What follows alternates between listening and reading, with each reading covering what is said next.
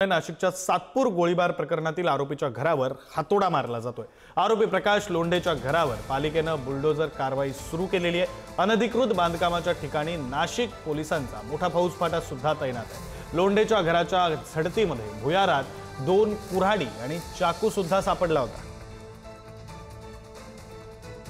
अधिकचे तपशील देण्यासाठी आपले प्रतिनिधी किरण ताजने आपल्यासोबत थेट याच परिसरातून जोडले गेलेले आहेत।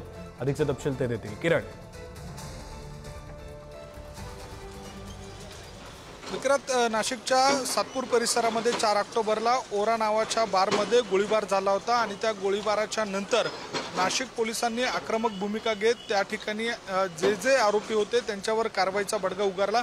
यामध्ये प्रामुख्याने रिपाईचे नेते असलेले प्रकाश लोंढे आणि त्यांचे पुत्र दीपक लोंढे यांना आतापर्यंत अटक करण्यात आलेली आहे। तर भूषण लोंढे हा फरार आहे। त्याच्या मागावर नाशिक पोलिसांची 4 पथके रवाना देखील झालेली आहे। आणि असं सगळं असताना गुन्हेगारीवर अंकुश लावण्यासाठी नाशिक पोलिसांनी एक नवा पॅटर्न जो कारवाईच्या दरम्यान सुरू केलेला आहे त्याची राज्यभर चर्चा देखील आहे। अशा या सगळ्या परिस्थितीमध्ये आता नाशिक पोलिसांच्या नंतर नाशिक महानगरपालिकेकडनं देखील आक्रमक भूमिका घेण्यात आलेली आहे। राजाश्रय असलेले जे गुन्हेगार आहेत, ज्यांच्या मालमत्ता अनधिकृत आहे, त्यांच्यावर आता कारवाईचा बडगा उगारला जातोय। 5 दिवसांपूर्वी जी इमारत या ठिकाणी पाडली जाते त्या इमारतीला नोटीस बजावण्यात आलेली होती।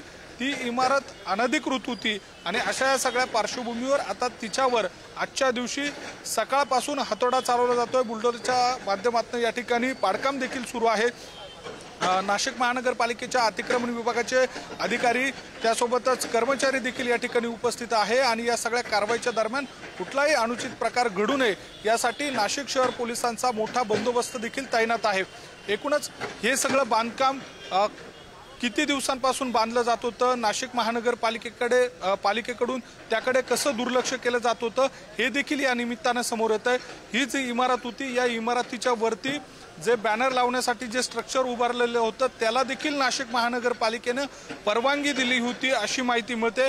यामध्ये महत्त्वाची एक बाब म्हणजे मूळ बांधकामच जर अनधिकृत होतं तर वरचं जे बांधकाम जे स्ट्रक्चर बांधण्यात आलेलं होतं ते लीगल कसं किंवा जे अधिकृत कसं हा देखील प्रश्न या निमित्तानं उपस्थित झालेला आहे। मात्र या सगळ्या दरम्यान जर बघितलं तर आता जे गुन्हेगारी वृत्तीचे लोक आहेत, जे गुन्हेगार आहेत, त्यांच्या ज्या अनधिकृत मालमत्ता आहेत त्यांच्यावर देखील आता हातोडा चालवला जातोय। आपण जर बघितलं तर यूपी सारख्या राज्यामध्ये अशा स्वरूपाची कारवाई मोठ्या प्रमाणात राबवली गेलेली होती आणि राज्यामध्ये आता ती अशा स्वरूपाची जी कारवाई आहे ती आता नाशिकमध्ये आपल्याला बघायला मिळते।